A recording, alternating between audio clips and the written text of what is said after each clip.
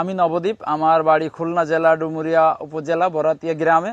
তো মূলত আমি একজন কৃষক। আমি 2014 সাল থেকে কৃষির সাথে জড়িত। কৃষি রিলেটেড যত রকম শাকসবজি ফল ফলাদি আছে আমরা এগুলোই চাষাবাদ করে থাকি।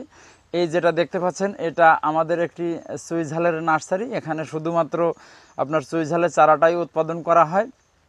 তো প্রতি বছর এখানে মোটামুটি আপনার 70 থেকে 75 হাজার চারা আপনার কিন্তু আমরা বাংলাদেশের বিভিন্ন জায়গায় সম্প্রসারণ করে থাকি। আর এইটা যে আপনার বাণিজ্যিকভাবে চাষাবাদ করা যায় এটা শিখিয়েছে আমাদের উপজেলা কৃষি অফিস থেকে আমরা যেভাবে দিক নির্দেশনা পেয়েছি সেইভাবেই কিন্তু আমরা নতুন যারা চাষ করতে চায় তাদেরকেই কিন্তু আমরা ট্রেনিংয়ের মাধ্যমে হোক বাংলাদেশে এখন মোটামুটি সুইঝালটা আমরা সম্প্রসারণ করে যাচ্ছি।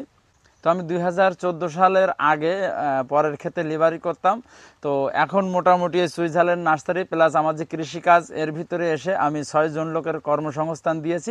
তাদের কারোর বেতন মোটামুটি 10,000, কারোর বেতন 12,000 এইভাবে কিন্তু দিয়ে যাচ্ছি। তো মোটামুটি আমরা সুইঝালটা সারা বাংলাদেশে সম্প্রসারণ করে যাচ্ছি।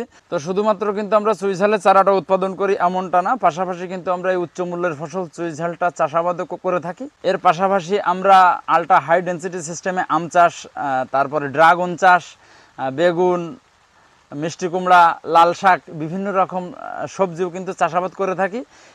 এভাবেই কিন্তু আমরা সামনের দিকে এগিয়ে যাচ্ছি।